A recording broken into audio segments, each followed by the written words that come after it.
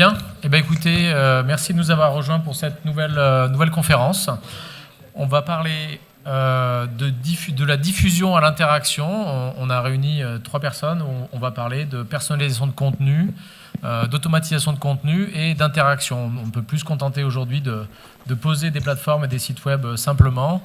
Il y a une grande nécessité pour faire la différence de personnaliser ces contenus et d'avoir des approches qui soient différenciatrices et qui soient adaptées aux utilisateurs. Au cours de la conférence, on aura 3 orateurs et 3 personnes qui vont nous faire part de leur expérience sur ces sujets. Je les laisserai se présenter courtement dans quelques secondes. Donc on a d'abord Dan Lugassi de Smart Focus qui nous présentera ses solutions et ses expériences autour de la personnalisation et d'email marketing.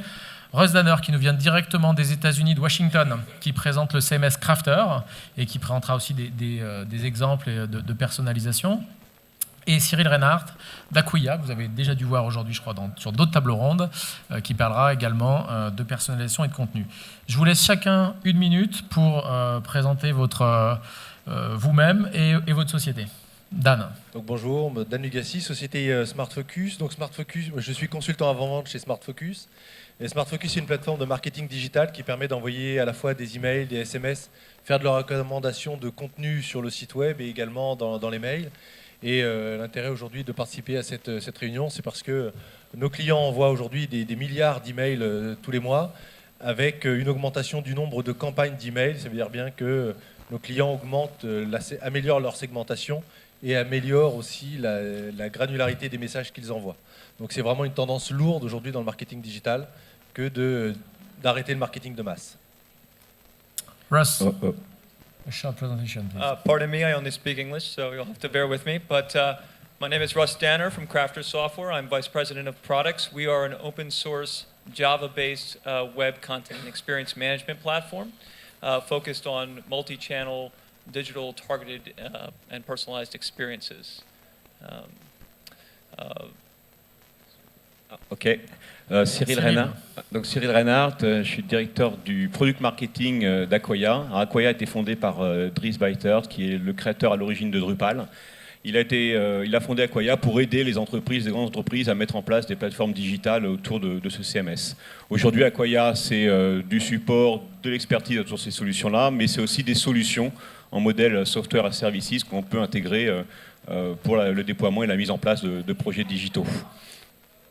2-3 dernières actualités intéressantes par rapport au sujet de la conférence qu'on va voir aujourd'hui. On a lancé il y a 3 semaines Acquia Lift, qui est dédiée à une plateforme d'A/B testing optimisée pour Drupal et qui va permettre de faire de la personnalisation dans un environnement Drupal. Et on vient de faire l'acquisition d'une société à Toronto qui s'appelle TrueCentric et qui justement va permettre de collecter, analyser les données de manière à créer des règles et avoir un moteur de règles intelligent pour créer de la personnalisation de contenu pas forcément lié à Drupal dans ce cadre-là. Voilà. Ok, on va commencer. Alors je vais commencer par, ça se fait pas trop en conférence, mais je vais commencer par un quiz. Les personnes qui sont dans la salle, quelles sont les personnes qui font déjà de la personnalisation sur leur site web ou qui utilisent déjà des outils qui font de la personnalisation de données sur les sites web? 3. Donc il y a 3 personnes qui sont déjà dans le sujet, donc tous les autres sont à convertir et vont découvrir le sujet. Donc premièrement, ça ne parlera pas à tout le monde, on va commencer par une définition. On va essayer de trouver une définition commune de la personnalisation. Russ, can we find a definition of personalization, please? Yeah, I think between things like email automation and web content management, the definition of personalization and targeting is largely the same. It's all about getting the right content to the right people, the right time, and the right place. It's about contextualization. So to the channel, to the person, and what mode of activity they're in, and so on. And I don't think that definition changes much from one platform to another. The goal is right content to the right people at the right time. Cyril, un point de vue... C'est parfait. Non, c'est exactement ça. Et comme on l'a vu ce matin sur l'Omnichannel, où en plus maintenant on va devoir tenir compte aussi de problématiques de géolocalisation qui correspondent au contexte de l'utilisateur, comme il l'a expliqué, où on va devoir afficher des expériences utilisateurs qui vont être liées à un contexte utilisateur, où je suis, où je me balade, si je suis dans la boutique, etc. Donc ça complexifie un petit peu la personnalisation. Et peut-être simplement un point, c'est qu'il y en a qui font de la personnalisation des fois, ce qu'on appelle de la segmentation, où on fait de la personnalisation un peu de masse, où on va créer des grandes catégories d'utilisateurs et on personnalise un site web. Il y en a déjà pas mal, dans les médias par exemple. Et après, il y a la personnalisation, on va parler de la personnalisation à l'individu. One-to-one. Du one-to-one, où là, il y en a beaucoup moins. Ok, donc là on a le point de vue de deux CMS, peut-être un point de vue différent, une vision un petit peu différente côté Smart. Du côté livraison des messages, justement, alors nous, on a l'habitude, effectivement, le bon produit à la bonne personne au bon moment. Ça, c'est effectivement ce qu'il faut essayer d'atteindre. Alors, on essaye d'aider nos clients à travailler sur 3 piliers pour faire ça. Parce que quand on va vouloir personnaliser le contenu qu'on va pousser à chaque individu, pour à la fin faire du one-to-one, on va d'abord travailler sur les données sociodémographiques que l'on dispose sur nos clients, sur nos prospects. Est-ce que je connais le sexe, l'âge, le lieu d'habitation de chacune des personnes pour changer la façon dont je vais parler avec cette personne-là, surtout quand on a des sociétés qui sont hybrides, à la fois avec des magasins physiques et un magasin en ligne. Donc tous les magasins physiques n'ont pas forcément toute l'offre. Donc c'est important de pouvoir proposer le produit en fonction de là où se situe la personne. Après, il y a aussi beaucoup d'entreprises qui mettent en place ce qu'on appelle des préférences centers, des pages sur lesquelles les clients ou les prospects peuvent dire « moi j'aime l'histoire, j'aime les maths, j'aime la politique, la santé, etc. » Et du coup, prendre en charge ces informations pour personnaliser à la fois les messages, mais pourquoi pas demain le site web. Également le comportement d'achat, passé et présent, ça c'est des choses qui sont importantes à prendre en compte. Et puis après, il y a ce que les gens font pour de vrai dans le magasin ou pour de vrai sur le site web, qui change aussi complètement ce que le site web doit afficher à la personne, que ce soit des produits ou du contenu en termes plus général. Si on met tout de suite les pieds dans le plat, là, ce que vous êtes en train de parler, ça s'adresse qu'à des grands comptes ou c'est aussi adapté à des plus petites sociétés ou à des budgets, on va dire, moyens, après sans préciser ce que j'entends par moyen, mais est-ce que c'est uniquement pour des grands comptes ou est-ce que ça peut être adapté à même des petites sociétés ou des budgets moyens? C'est plus adapté à des petites sociétés, en fait, surtout à des sociétés qui sont agiles. C'est pas forcément des grosses, des petites. On peut avoir un grand compte très agile, c'est plus rare qu'une société de taille inférieure, mais beaucoup plus agile, avec un cycle de décision beaucoup plus court, où entre la personne qui s'occupe du site web discute avec les gens de l'informatique, qui eux-mêmes discutent avec ceux qui font le contenu. Ouais, et puis je crois qu'on est dans un contexte assez compliqué où il y a eu d'abord le web. On a commencé à faire du web dans le numérique, et puis après on a fait des applications mobiles, et que souvent il y a encore des silos dans les entreprises, dans les grands groupes, où vous avez voire plusieurs sites web qui sont gérés par différentes organisations, différentes marques. Tout n'est pas forcément mutualisé, et un utilisateur peut être dans un même groupe client de plusieurs marques. Et pour pouvoir personnaliser un utilisateur, il faut être capable d'avoir une... Je crois que la clé, c'est ça, c'est d'avoir un maximum d'informations sur l'utilisateur au sein d'un grand groupe. Donc on voit que c'est relativement complexe à mettre en place au sein d'un grand groupe. Pour une petite société ou un blogueur, par exemple, qui fait de la presse, ça peut avoir un intérêt pour être très visible et personnaliser le contenu, voire challenger des médias plus importants. Et donc un blogueur peut challenger un média important avec des moyens assez modestes? Vous en avez, hein? Aujourd'hui, citez-les ou vous donnez des exemples particuliers. Vous avez par exemple des blogueurs comme Presse Citron, vous avez des tas de blogueurs comme ça. Il y en a un autre qu'américain, là, c'est Liam. Je ne me souviens plus de son site d'ailleurs, c'est France Tech ou un truc comme ça. Voilà, vous avez quelques-uns qui sont très connus dans le domaine. Ok.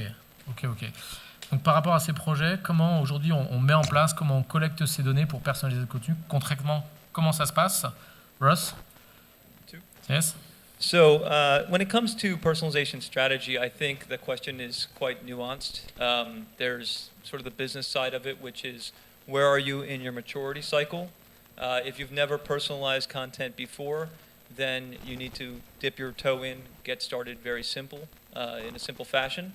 That's something what we call like big bucket targeting, where you segment and you're targeting to large segments of the population.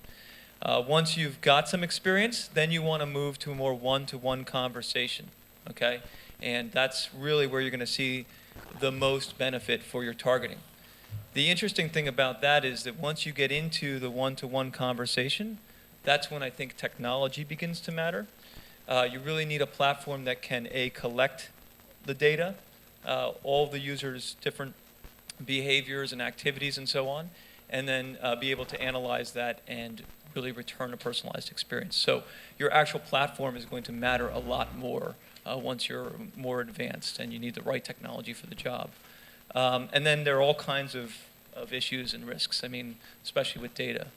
Are you able to, I would say there's 3 types of data. There's contextual data. What location am I in? What device am I on? And so on. What is the weather? What is the time or temperature? Then there's implicit data, things that users have given to you, their preferences, their age, their gender, and so on. This is very difficult because you have to either get the user to give that to you, or you have to try and figure it out. Depending on where you live and what the rules and regulations are, this can be a challenge. And then there's implicit data, things you can figure out about the user based on what they've done on your site. And that takes a platform with some strong performance and processing capability. So I think there's a lot to do there, and you really need to look for a CMS that can deliver technically when you get into one-to-one personalization. Ok. Donc concrètement, comment on capte ces données? Alors au-delà des aspects, on a mentionné des aspects légaux qui, selon les pays, peuvent être différents. Concrètement, comment on met en place cette façon de collecter les données et tout en restant dans le cadre de la légalité? Ou quelles sont les limites à ne pas dépasser? Donc, je vous écoute par rapport à ça. J'y vais. Écoutez, ouais. La collecte, la plupart des gens, si je pose la question, qui utilisent des solutions comme Google Analytics dans la salle, quasiment tout le monde, ou d'autres solutions, mais des solutions d'analytics au sens large. C'est l'une des premières phases où on va collecter de l'information sur les pages vues, qui a été voir les pages, et donc on va se servir d'informations liées à l'utilisateur et on va stocker. Donc on va stocker le parcours utilisateur sur votre site, d'où il vient, etc., comme c'est expliqué. C'est du cookie, concrètement. Alors, en général, oui, c'est ça. Ça va être du cookies ou ça va être des interactions que vous allez avoir avec la personne quand il se balade sur les pages, du JavaScript, différents moyens d'interagir. Mais ce qui est intéressant, c'est au-delà de ça, c'est que vous prenez ça, ok, on parle d'un site web. Après, vous avez l'expérience utilisateur sur un mobile. Après, demain, vous allez l'avoir sur une télévision connectée. Après, vous l'avez en magasin où il va faire un achat. Donc ça veut dire qu'on va devoir interagir aussi avec le CRM. C'est-à-dire que les données, ce n'est pas que les données de navigation sur le web. Ça, c'est les données, comme ça a été expliqué, la partie, implicite, où la personne va aller se naviguer et on regarde ce qu'il fait. Mais on va récupérer les données du CRM utilisateur, du CRM client, ce qu'il a acheté, pourquoi il l'a acheté, lui faire des recommandations. Et tout ça, on va le collecter. Et en général, vous avez la deuxième phase qui est une sorte de moteur d'analyse qui doit être capable de s'améliorer de manière à analyser un petit peu toute cette collecte et d'en définir des règles précises pour savoir quel contenu je vais donner, je vais délivrer. Et c'est la troisième phase, je délivre. Donc c'est assez complexe en fait.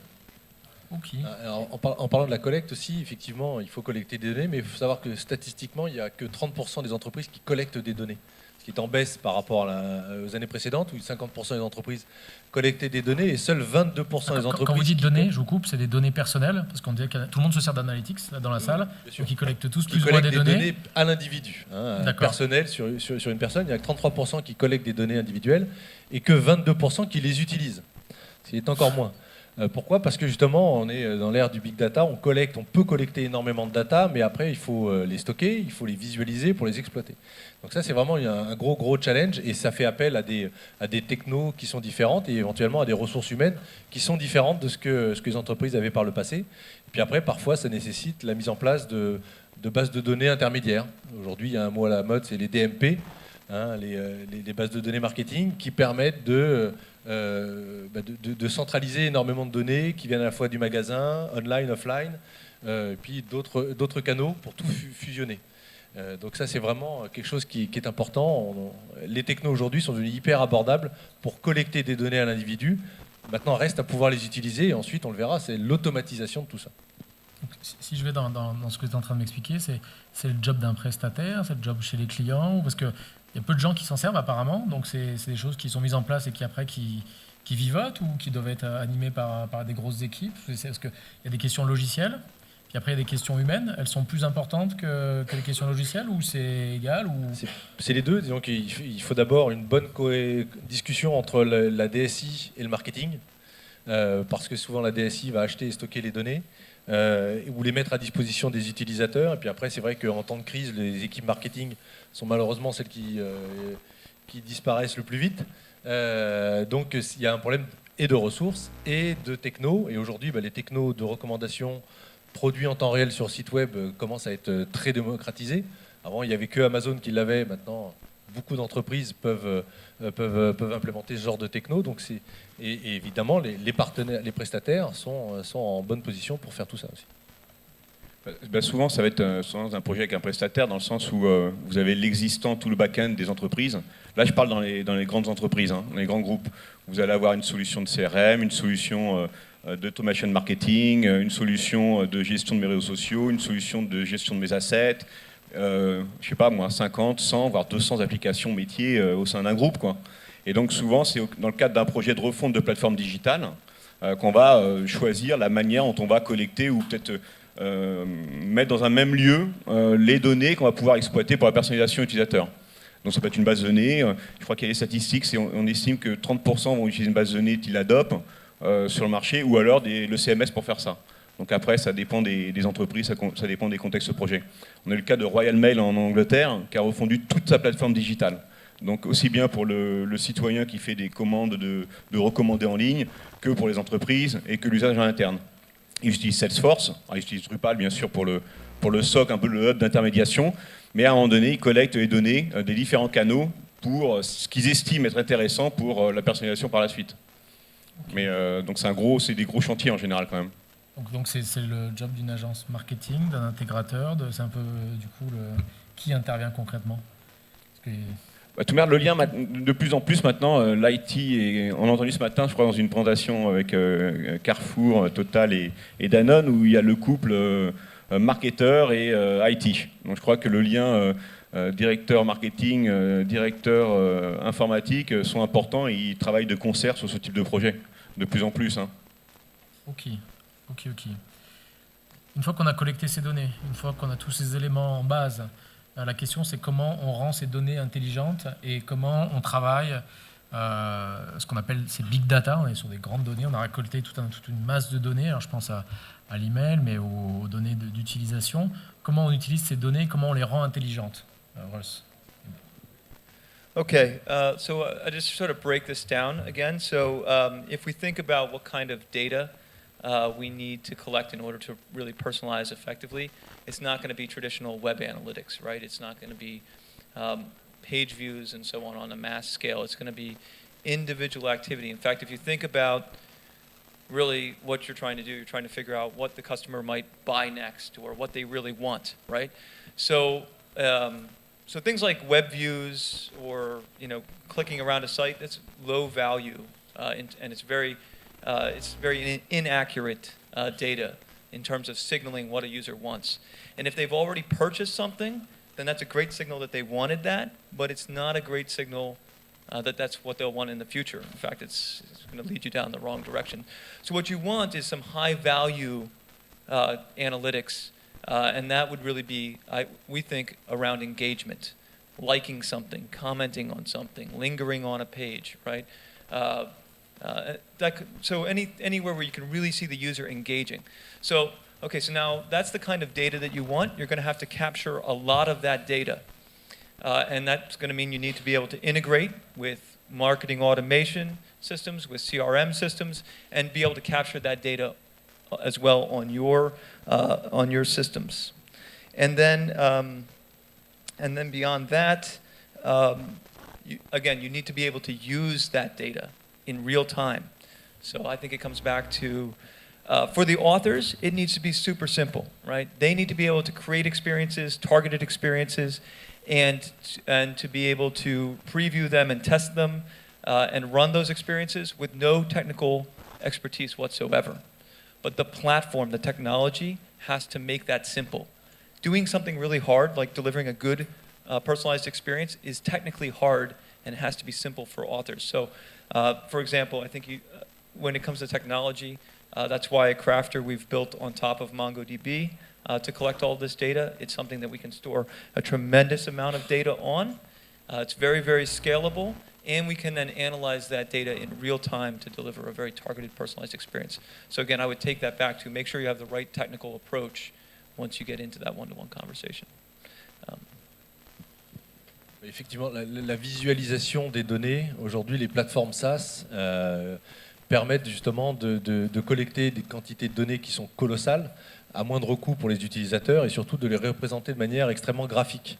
Et aujourd'hui, on parlait tout à l'heure de ressources pour exploiter les données.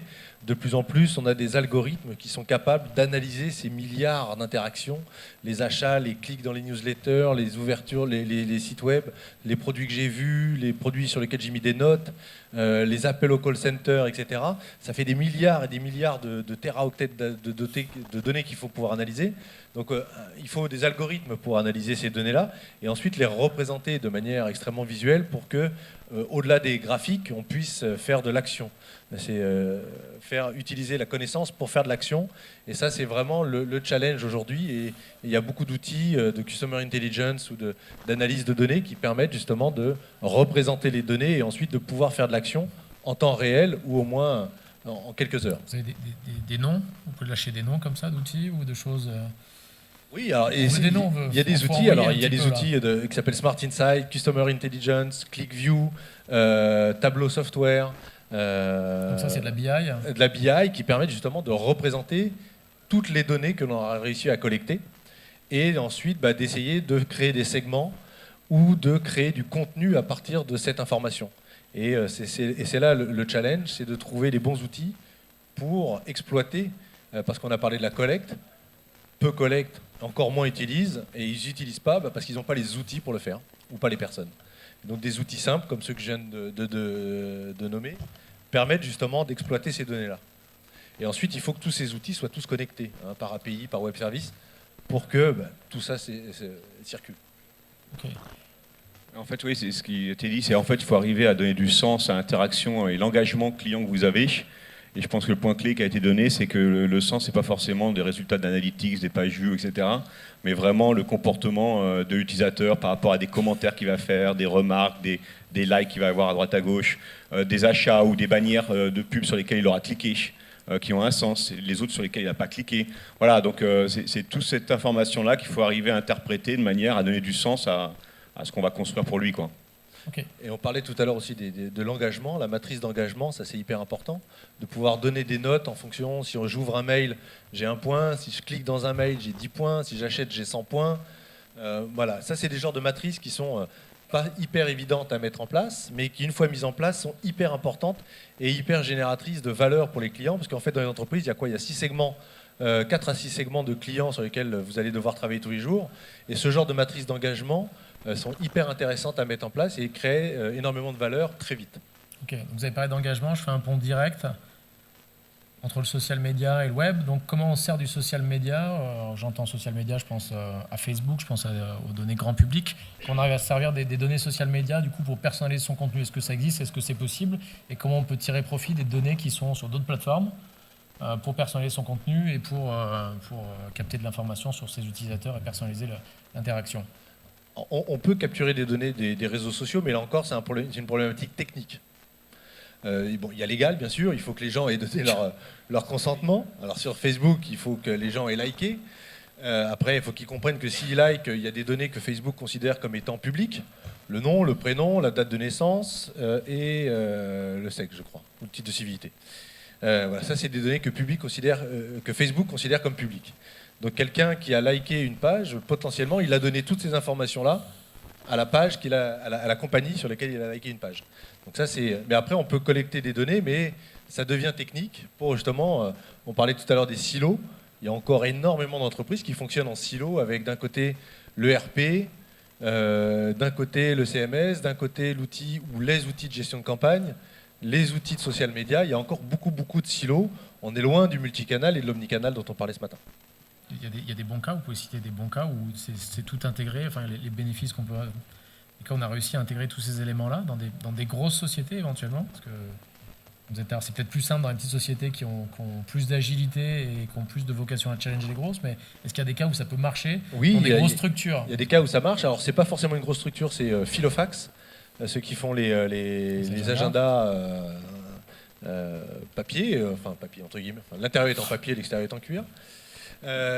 Et qui avait justement fait une très belle campagne de cross-média en demandant à leurs clients par email de raconter sur Facebook la plus belle histoire ou une histoire qu'ils avaient touchée autour de leur Filofax Alors c'est souvent les gens qui avaient oublié les filofax dans un bar et et après ils se sont fait rappeler et du coup c'est devenu un super copain ou une femme ou un mari, etc. Donc les gens, ça a eu une campagne qui a été hyper adoptée par les gens qui ont reçu les mails de chez Filofax. Du coup, il y a eu énormément de fans. C'était une époque où il fallait avoir plein de fans sur sa page Facebook. Et du coup, ils ont comme ça réussi à bien boucler et à augmenter considérablement la viralité de la marque, puisque tous les amis ont vu que quelqu'un avait mis quelque chose sur le mur de Filofax, ont été lire, ont été liker la page Filofax, etc. Et ça a permis à Filofax de boucler la boucle avec une petite base email et d'avoir énormément de notoriété sur Facebook, et du coup d'augmenter sa base email grâce à tout ça. Et à contrario, j'ai en tête une société qui fait des t-shirts plutôt pour les jeunes, les jeunes femmes. Il faut envoyer des noms un peu. Faut Non, là je ne vais pas donner de nom parce que ils ont une base email de 10 000 adresses. C'est pourtant une marque extrêmement à la mode. 10 000 adresses et une page Facebook avec 500 000 fans. On va la retrouver là. Ouais.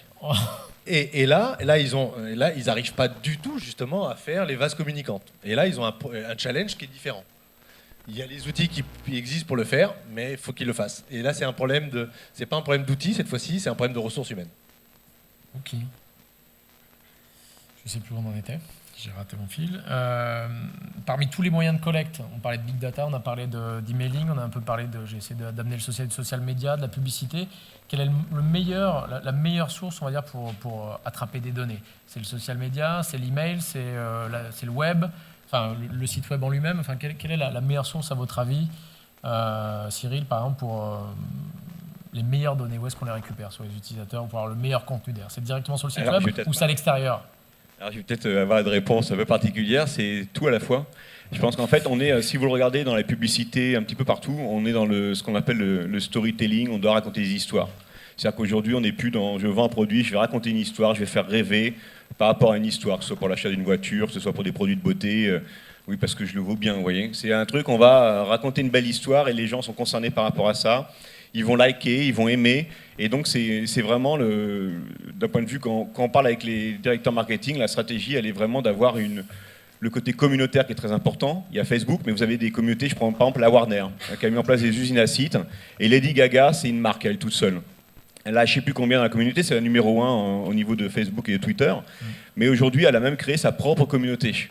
C'est-à-dire que Facebook, ce n'est pas forcément pour remplacer une communauté d'une marque ou de personnes qui aiment votre marque. C'est-à-dire que c'est un véhicule de communication, un véhicule comme un média que vous allez exploiter pour diffuser, toucher 1,2 milliard de personnes dans le monde. Maintenant, vous pouvez aussi créer pour y animer des propres communautés, mais de façon transparente dans l'expérience utilisateur. C'est-à-dire que quand vous vendez des produits, de plus en plus, on parle de ça, l'expérience utilisateur, il faut que ce soit fluide. Ce n'est pas un catalogue de produits, je clique pour acheter un catalogue et j'achète. Maintenant, on essaye de rendre ça beaucoup plus fluide dans une histoire. Donc je pense que c'est tout à la fois en fait, hein. C'est le commerce, c'est le social et le comment s'appelle et le contenu. Les trois doivent être intimement liés, quoi. Ok.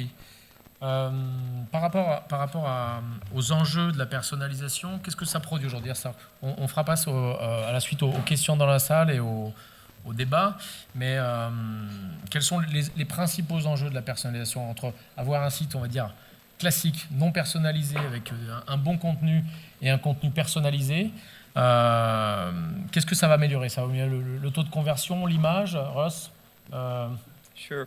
So, I guess, I don't know if this question was already asked because I speak French, but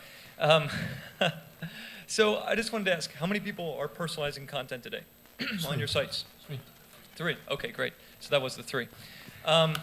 So I think the interesting thing here is that there's sort of a virtuous cycle.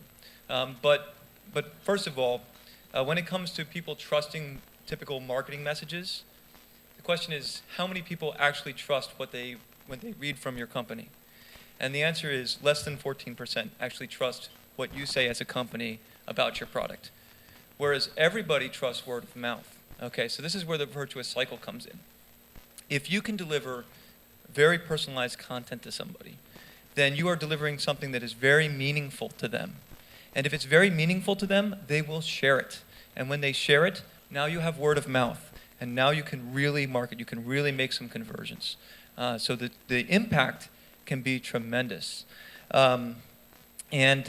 The other interesting thing is, remember what I said about the high value signal about what people want is engagement. So targeting content to people means that you get more engagement. The more engagement you have, the better you can target. So there's a very virtuous cycle there. Okay, so I would say the amount of conversions you can get with targeting and doing it well is tremendous. Now there's a dark side to this, I think, which is the other side of the coin, and that is that targeting requires performance.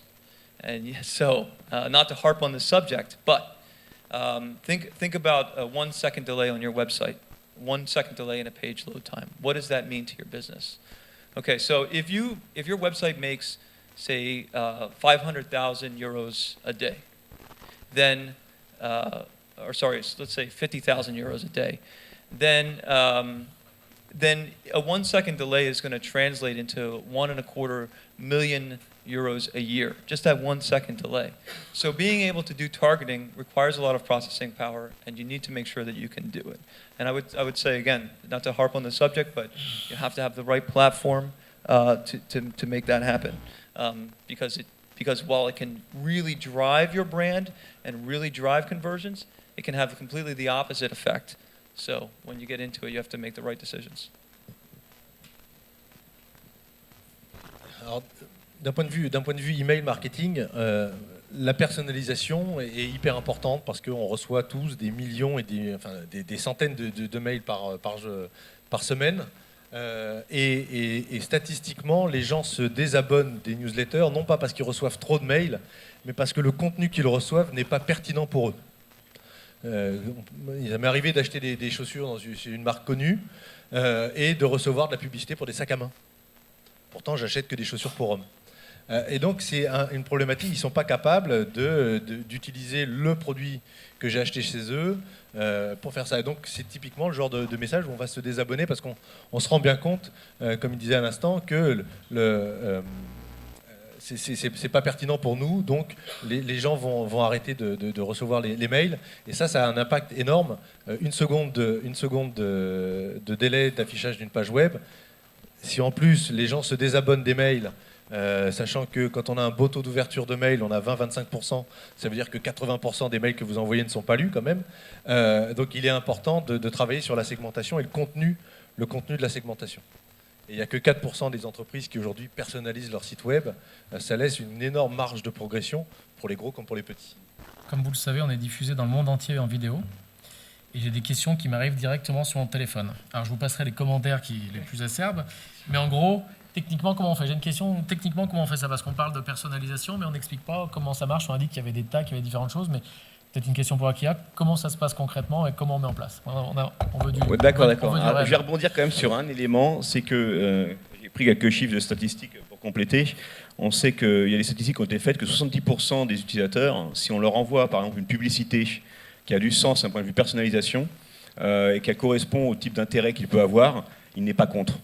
Alors qu'aujourd'hui, quand vous recevez une pub, en général, vous avez envie plutôt de la mettre de côté ou d'utiliser un anti-pub sur vos navigateurs ou sur votre mobile, par exemple. Donc ça, c'est un élément important à laquelle doit répondre la personnalisation. Si je personnalise le contenu qui peut être de la société ou de la pub ou de la promotion, je le fais bien et ça passe bien d'un point de vue utilisateur. Alors comment on fait techniquement ? Alors vous avez des solutions qui permettent. Alors je vous prends un exemple tout simple. Alors c'est une première personnalisation de type segmentation qu'on a fait là sur le site d'Aquoia. Vous avez des bannières qui s'affichent. Des bannières. Donc on va des bannières, voilà. Et donc on a défini une campagne et de manière à analyser le comportement des utilisateurs, c'est ce qu'on appelle de l'A/B testing. Alors ça, c'est des outils qu'on permet d'analyser en fonction des lieux géographiques, de qui se connecte, le type de parcours utilisateur qu'il va prendre. Alors on a testé on a fait 3 tests. Sur ces 3 tests, on envoie vers des parties du site, vers des produits, on a changé les boutons, on a changé les couleurs, on a fait des personnalisations de contenu. Et on s'est aperçu que, par exemple, le test A par rapport au test B, on avait 70% d'accès supplémentaire sur le site, que les gens restaient sur le site peut-être 3 minutes ou 4 minutes au lieu d'1 minute. Et à un moment donné, on l'a converti en disant maintenant je vais utiliser cette version A comme la version finale de mon site. Mais on aurait pu aussi la garder et demander au moteur que l'on a quand on utilise Aquoia Lift, de dire garde la meilleure en fonction du nouveau profil utilisateur qui arrive. Tu es capable maintenant, comme tu as fait suffisamment d'analyse, de dire que celui-là, tu vas lui envoyer ce test-là. Donc tu vas lui envoyer cette version-là du site. Donc c'est 95% de logiciel et 5% d'humain ou ça, c'est logiciel, ça. Voilà. Mais c'est lié. Alors ça, c'est une partie assez, on va dire, assez simple de la personnalisation. Là, j'ai fait une campagne avec quelques tests de l'A/B testing qu'on va retrouver avec des solutions comme Omniture, qu'on va trouver avec ATG. Voilà, il y a différentes solutions qui font ça. ATT, excusez-moi. Là, c'est Acquia Lift. Après, on a la solution TrueCentric, qui est une start-up américaine de Toronto, dont on va faire l'acquisition, qui, elle, est spécialisée dans la collecte des données. Là, c'est les bases de données, on va collecter les données, et on va se servir de ça. Ils se sont inspirés des règles du moteur d'Amazon. Donc à Amazon, il y a un très très bel article que je pourrais mettre en partage qui explique les algorithmes d'Amazon sur les recommandations et sur la personnalisation de leur site. Je ne sais pas s'il y en a qui sont clients d'Amazon, mais en fonction des achats, et plus vous faites des achats sur Amazon, plus ils vous envoient du contenu personnalisé. Tiens, la personne qui a acheté ce bouquin-là, Hostie, a acheté ce bouquin-là. Tiens, ça pourrait vous plaire parce que vous avez acheté ce produit-là. Voilà. Alors, il y a des algorithmes, c'est des mathématiques. Hein. Le tout, c'est de donner les outils pour permettre au marketing de pondérer avec des notes l'utilisation de mes règles. Petit souci d'alimentation. Ok, quand vous parlez d'A/B testing, après vous aviez des résultats qui étaient personnalisés par utilisateur ou qui étaient personnalisés pour un type d'utilisateur? Parce que A/B testing, pour moi, on fait évoluer le site de façon globale. Là, vous parliez d'unité par rapport à des critères particuliers à l'utilisateur. Alors, deux options. C'est-à-dire que c'est pas une personnalisation one-one. Là, on va retomber sur des problématiques techniques qui peuvent être relativement complexes en termes de performance. Hein. Quand on parle d'A/B testing, on parle de global. Non, mais il y a deux options. Il y a l'option où, à un moment donné, A/B testing, il y a la partie A/B testing où je dis je teste 2, 3 ou 4 versions. À un moment donné, j'arrête le test et je vais dire maintenant je valide celle-là, ce test A, parce que c'est le meilleur. Et maintenant, vous avez des solutions, typiquement c'est ce qu'on fait, qui disent je garde mes 4 tests et en fonction des nouveaux profils utilisateurs qui arrivent, je vais l'orienter vers le meilleur test par rapport à son profil et par rapport à l'analyse que j'ai fait des profils avant qui sont venus sur mon site. Donc je n'arrête pas le test, en fait, ça devient de la machine learning en fait qui apprend et qui dit tiens, lui c'est un garçon, il vient de telle région, il correspond au profil utilisateur qu'on a eu auparavant, qui préférait cette version-là. Donc je l'envoie vers cette version-là. On ne désactive plus. Ok. C'est une pseudo-personnalisation par groupe. Je reviens à la question précédente, qui était l'objectif de la personnalisation. On a déjà eu des réponses, mais on était dans une logique de taux de conversion, d'amélioration. Peut-être, Dan, quelque chose à l'objectif de la personnalisation pour vous, c'est quoi concrètement? L'objectif final. J'aurai une question un peu plus sournoise derrière. L'objectif, c'est quand même pour les entreprises d'avoir une communication qui est cohérente et d'avoir un site web qui est cohérent par rapport à ce que les gens ont pu faire en ligne et qui est cohérent par rapport aux mails que les gens reçoivent. Parce qu'aujourd'hui, il y a encore beaucoup de déceptifs entre la promesse et puis ce qui est réellement livré. Donc il y a une problématique de cohérence. Puis après, il y a quand même des objectifs financiers très forts. C'est-à-dire qu'aujourd'hui, nous, on a des technos qui permettent de faire de la recommandation de contenu aussi en ligne, où on a en moyenne, nos clients ont des augmentations de chiffre d'affaires supérieures à 10%. Ça consiste en quoi concrètement? Alors justement, pour faire l'augmentation de chiffre d'affaires, on travaille sur, là encore, l'amélioration du taux de conversion sur le site web, où les personnes vont pouvoir trouver plus vite le bon produit. Si moi, je suis un vendeur de voitures, enfin de pièces détachées de voitures, avec 15 000 références en magasin, si jamais ceux qui, comme moi, malheureusement, doivent acheter des essuie-glaces de temps en temps, la quantité de références d'essuie-glaces, c'est affreux. Et donc, si on on passe du temps pour acheter des essuie-glaces ou même des accessoires de voiture, et qu'on est obligé, pour une raison X, on ne peut pas finaliser l'achat en ligne tout de suite et qu'on revient le lendemain sur le site de la marque, on repart de zéro. On replonge dans les 15 000 références. Ça, c'est hyper mauvais. Et il y a des technos aujourd'hui qui permettent de montrer tout de suite les 2-3 derniers produits vus mais pas achetés, et puis des produits alternatifs pour les gens. Là, on va réduire considérablement le taux de bounce justement sur le site où les gens arrivent et disent oh là là, et ils repartent. Si je suis capable de présenter très tôt le produit vu et pas acheté, on va avoir un impact direct sur la conversion, donc, et également sur les paniers moyens et les abandons. Et donc tous les investissements que les entreprises font en acquisition de trafic, en mots-clés, etc., si c'est pour avoir 60% de taux de rebond sur le site web, c'est 60% du budget qui part à la poubelle. C'est dommage, il y a des technos aujourd'hui qui permettent de justement mettre en avant très vite et de manière automatique avec des algorithmes les best-sellers, les produits les plus vus, et puis d'avoir des stratégies différenciées, un peu comme tu expliquais. Pour les gens qui viennent pour la toute première fois sur le site web, on est capable d'avoir une logique. Un inconnu qui revient, on va avoir une autre logique, et un client qui revient, va avoir encore une troisième logique. Et il faut que ça, ce soit absolument automatisé, que derrière, il y ait des algorithmes qui puissent brasser les millions d'informations dont les entreprises disposent aujourd'hui. Donc il y a vraiment une rentabilité financière. On a des clients qui, en 11 semaines, ont rentabilisé un outil de recommandation produit. Dans le site web, c'était une bijouterie. En 11 semaines, c'était payé, et tout le reste de l'année et des années qui viennent, c'est cadeau.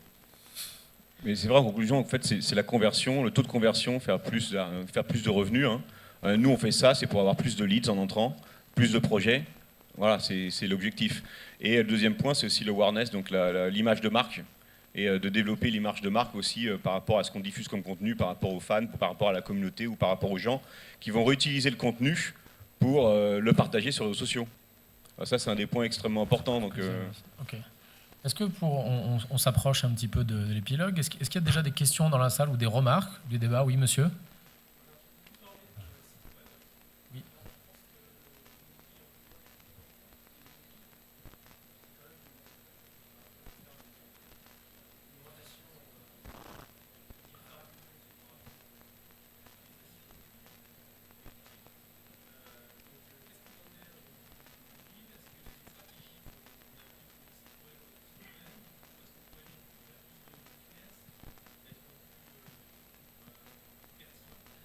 Pour ceux qui ne sont pas là, qui n'ont pas entendu, on disait, on a parlé beaucoup de sites web, enfin, on n'a pas précisé, mais on parlait web, et on a le web mobile et le mobile qui est en pleine croissance, en pleine explosion, dans certains cas c'est un canal majoritaire. Qu'est-ce qu'on peut faire autour du mobile en termes de personnalisation? d'une façon générale, autant pour moi, hein, mais je parlais de façon digitale, hein, mobile aussi bien que web. Hein. Maintenant, les solutions et l'objectif, c'est d'analyser le parcours utilisateur multicanal, ou cross-canal, ou omnicanal. Parce qu'on parle du mobile, mais l'intérêt aussi, c'est pourquoi pas, quand j'arrive dans un magasin, que je sois accueilli. Bonjour monsieur Reinhardt, comment ça va depuis votre dernier achat que vous avez fait la dernière fois? Donc il y a tout le côté aussi aide, on en a parlé ce matin dans la présentation omnicanal, le côté outil pour aider l'agent à personnaliser sa relation avec le client.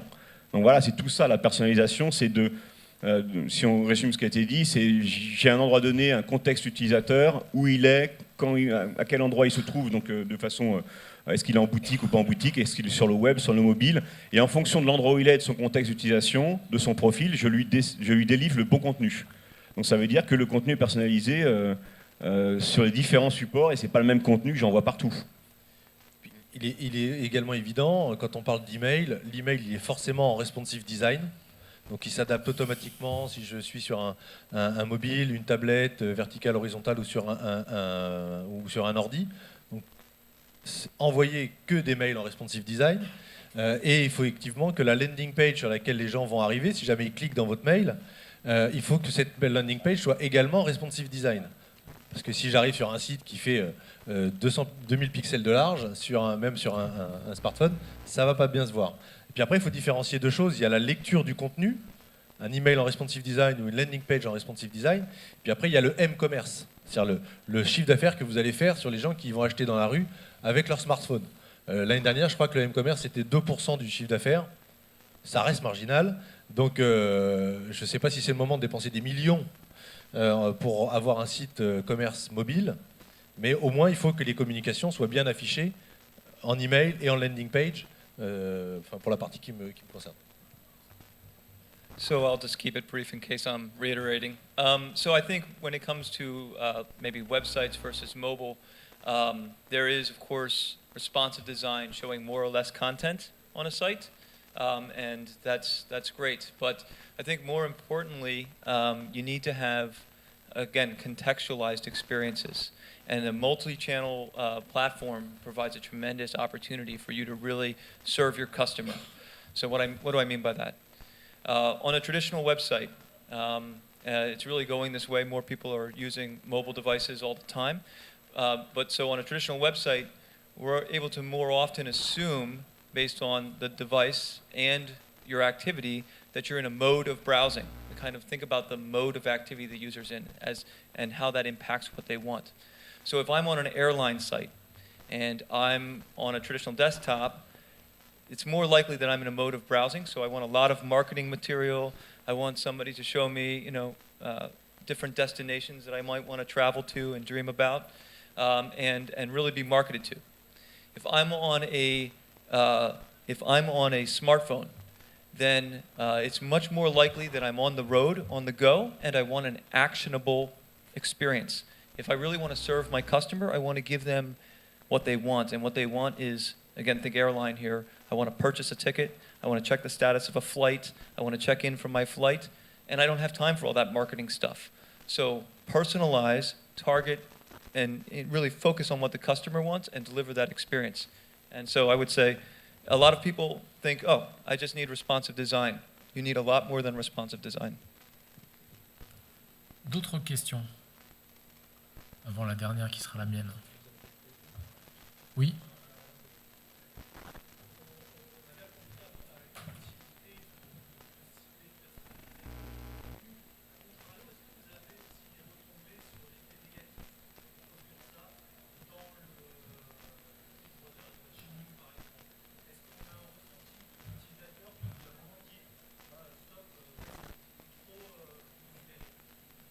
Ceux qui sont à l'étranger, ceux qui sont loin, c'est en gros quels sont les effets pervers de la personnalisation. Est-ce qu'il n'y a pas une surpersonnalisation ou un débordement en disant on voudrait être tranquille quand on navigue et ne pas être surveillé en permanence, avoir des données qui sont personnalisées, je veux le même que tout le monde et je voudrais être discret quand je surfe. C'est à peu près ça la question. Oui, alors effectivement, ça c'est quelque chose sur lequel il faut faire attention. La personnalisation commence par la segmentation. On peut segmenter et puis après dans le message qu'on envoie, il faut d'abord segmenter pour vraiment identifier les gens avec lesquels on veut parler et avec lesquels on doit parler et éventuellement avoir un ton différent avec des prospects, des clients et des super clients ou des clients qui sont sur le départ. Ça c'est nos 4 ou 6 principaux segments. Après on peut avoir un ton différent avec les gens et effectivement la façon dont on leur parle peut choquer, il faut faire attention, pas la peine de dire vous avez acheté tel produit tel jour à tel prix dans tel magasin. On a effectivement le sentiment d'être fliqué, surtout si j'ai acheté offline. Ça, c'est des choses sur lesquelles il faut faire attention. Après, il y a la personnalisation dans le contenu, mais il y a aussi le moment à laquelle on parle aux gens. Et il y a des fonctionnalités dans notre plateforme qui permettent de faire ce qu'on appelle des campagnes cycle de vie, où en fonction de ce que vous faites, ou de ce que vous allez faire, par exemple, vous allez partir dans 3 jours en voyage, eh ben, vous allez attendre que l'hôtel ou que la compagnie aérienne vous dise ben voilà la checklist, n'oubliez pas votre passeport, les billets, etc., etc. Ou vous venez de faire un achat, 24 heures après ou 48 heures, on vous demande d'aller en ligne faire un formulaire pour renseigner votre expérience d'achat. Donc ça, c'est des campagnes de cycle de vie qui sont hyper efficaces, surtout quand elles sont automatisées, parce qu'un coup, ça va partir sur 10, un coup sur 1000, un coup sur 12 personnes, peu importe, mais ça va envoyer un message qui est contextualisé par rapport au moment et par rapport à ce que l'individu a fait. Et aujourd'hui, personne n'est dupe. Dès qu'on fait quelque chose, c'est traqué, c'est analysé, c'est stocké. Même les GPS de nos téléphones, on sait où on est. Si on paye en carte bleue, on sait où on est. Donc, les données, on sait qu'elles sont diffusées, on sait qu'elles sont stockées. Après, c'est aux entreprises de les utiliser à bon escient pour vraiment parler au bon moment. Et les campagnes cycle de vie, aujourd'hui, nous, sont 6 fois plus efficaces que les campagnes de masse. Une campagne cycle de vie a un taux de transformation 6 fois supérieur à une newsletter normale. Pourquoi ? Parce qu'on part sur un tout petit échantillon et on s'adresse vraiment aux gens au bon moment, parce qu'ils sont dans une phase d'achat ou au contraire post-achat. Oui, je crois que c'est un peu comme partout. Je pense que la personnalisation, si on apporte un service à l'utilisateur et qu'il voit une utilité à ce qu'on lui propose, ça va aller. Si on lui envoie des choses qui ne l'intéressent pas et qui le gênent plutôt, c'est là que ça va être plutôt gênant et qui peut être même négatif pour l'image de marque. Hein. Donc c'est pour ça qu'il faut faire attention à la manière de faire. Et souvent, la première phase, c'est de personnaliser la relation avec des clients existants. Parce que je crois que dans n'importe quel business, on sait que fidéliser un client ou revendre des solutions à un client existant, c'est plus facile que d'acquérir de nouveaux clients. Donc déjà, prendre soin de ces clients existants, de les écouter, de comprendre ce qu'ils recherchent, ce qu'ils veulent, etc., de manière à les fidéliser et à vendre de nouveaux produits. C'est un peu ce que fait, on va dire que je parle beaucoup d'Amazon, hein, mais bon, j'utilise beaucoup Amazon. Je vais vous prendre un exemple tout bête. Là, ça vient de m'arriver, là. J'utilise la plupart du temps, c'est même pas lié à la personnalisation, un petit peu, mais pas trop. C'est l'expérience multicanal.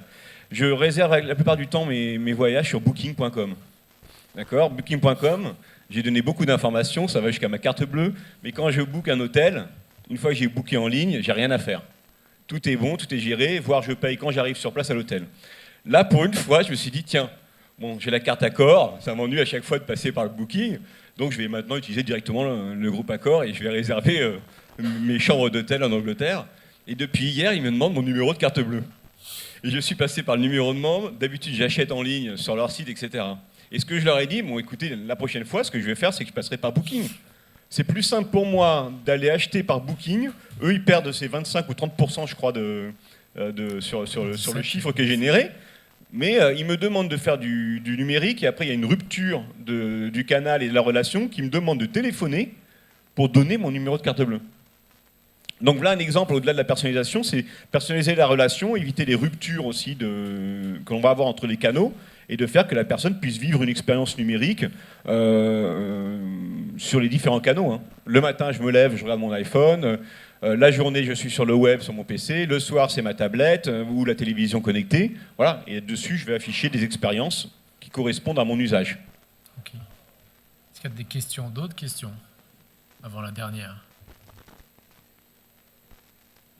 J'ai une question qui me vient de Bordeaux sur mon téléphone. Je vais la retranscrire parce qu'elle est mal formulée. La question, c'est celle des facteurs clés de succès. En gros, qu'est-ce qu'il faut pour que ça marche? Parce qu'on a l'impression qu'on peut capter beaucoup de données, on peut faire beaucoup de choses, mais que c'est quand même pas si facile que ça à exploiter. Alors après, ça dépend du niveau auquel on est, mais ça a l'air. Il y a un petit côté usine à gaz. Alors après, le terme est péjoratif, mais quels sont les facteurs clés de succès et dans quel cas ça peut marcher? J'ai en tête l'histoire d'une marque connue de voyage pour jeunes sportifs. Et ils étaient alors sur 2 ans, leur troisième cahier des charges pour une plateforme de marketing digital. Et j'arrive sur le 3e cahier des charges et puis je rencontre l'informatique et le marketing. Et on leur demande, enfin, avant de partir, on leur dit mais bon, ça fait déjà 2 fois qu'il y a des cahiers des charges qui donnent rien.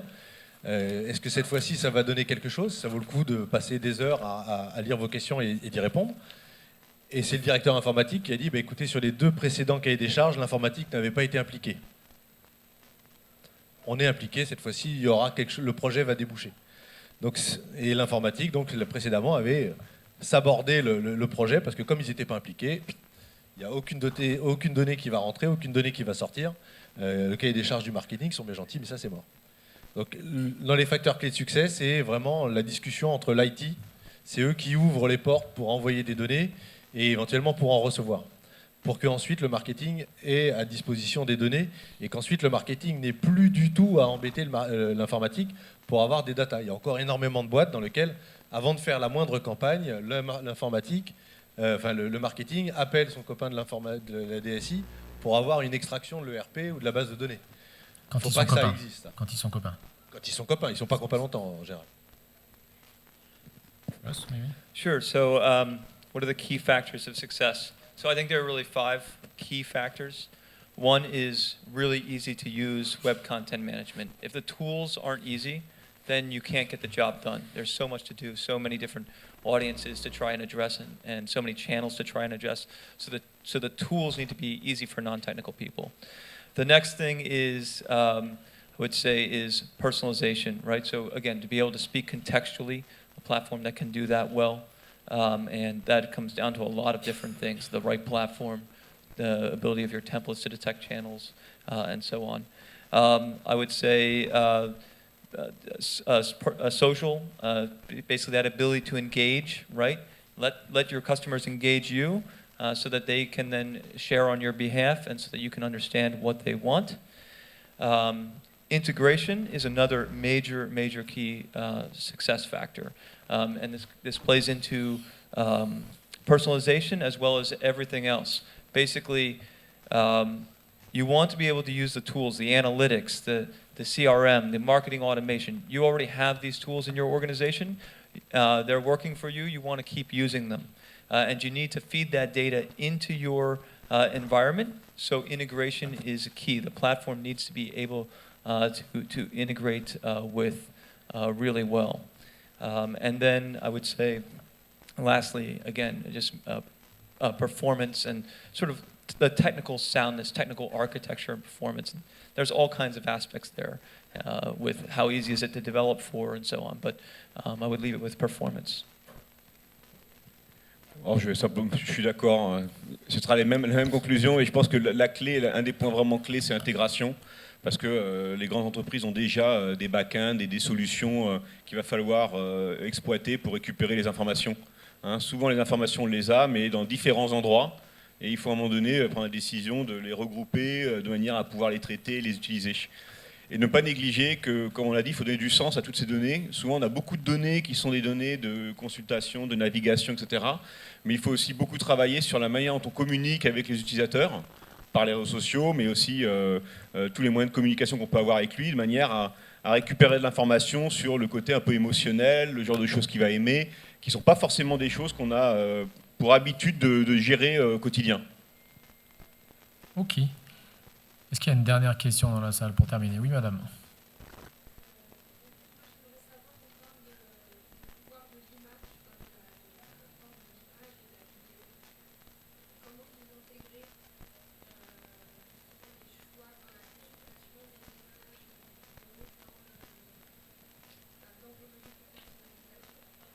Donc la question, pour ceux qui sont loin, c'est aujourd'hui l'image est prépondérante sur le web et sur différents endroits, et comment on intègre l'image et la vidéo dans la personnalisation et dans les stratégies de personnalisation.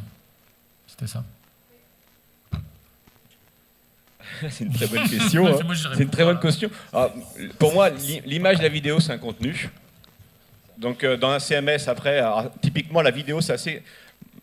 Toujours pareil, dans des grands groupes, ils vont avoir des solutions qu'on appelle Digital Asset Management. Donc ils ont des solutions déjà qui vont permettre de gérer tous les droits à l'image, toute la gestion des images ou des assets qu'on va avoir en termes d'image. Mais typiquement, les outils d'A/B testing, souvent, c'est un peu ce qui est fait. On va jouer sur des notions de couleur, sur des images plutôt que d'autres. On va travailler sur ce côté plutôt émotionnel, plus que du texte. Donc c'est souvent intégré comme un objet du... Donc ça, c'est très lié à la solution que vous choisissez, ou le type de CMS que vous choisissez, qui doit permettre de gérer ça, tout type de contenu, en fait. D'une façon générale, je ne sais pas si ça répond... J'ai rien à ajouter là-dessus. Mais c'est de la même manière qu'on partage les éléments. Vous avez des gens qui vont liker. Il y a des moteurs aussi qui permettent de trouver des images similaires avec des proximités, que ce soit de couleur ou de style. Donc il y a des choses qui existent pour faire ce genre de choses. Si j'ai aimé plusieurs images, je vais pouvoir me servir du fait qu'il ait aimé pour afficher une image qui corresponde à ce qu'il aime. Voilà, donc c'est le même principe que le contenu, mais lié à l'image. Un peu plus compliqué. Une toute dernière, parce qu'on est au bord de l'expulsion. Est-ce qu'il y a une dernière question avant la mise en demeure? Je vous remercie de votre attention. Vous avez Russ de Crafter qui vous attend, qui vient directement des États-Unis, qui vous attend sur son stand pour vous faire une démonstration de Crafter sur son stand. Il n'a pas d'affiche, il est caché, il est au milieu, mais vous le retrouvez là-bas. Vous avez Acquia également qui vous attend sur son stand et Smart Focus qui vous attend pour parler d'email marketing. Je vous remercie de votre attention. Merci beaucoup. Et d'ailleurs, je fais une présentation maintenant sur la partie plateforme digital marketing. Donc pour ceux qui sont intéressés, on va présenter l'exemple de la Warner, différents exemples de grands groupes qui ont mis en place une plateforme digitale. Donc des démos dans la salle juste à côté. Merci beaucoup. Merci.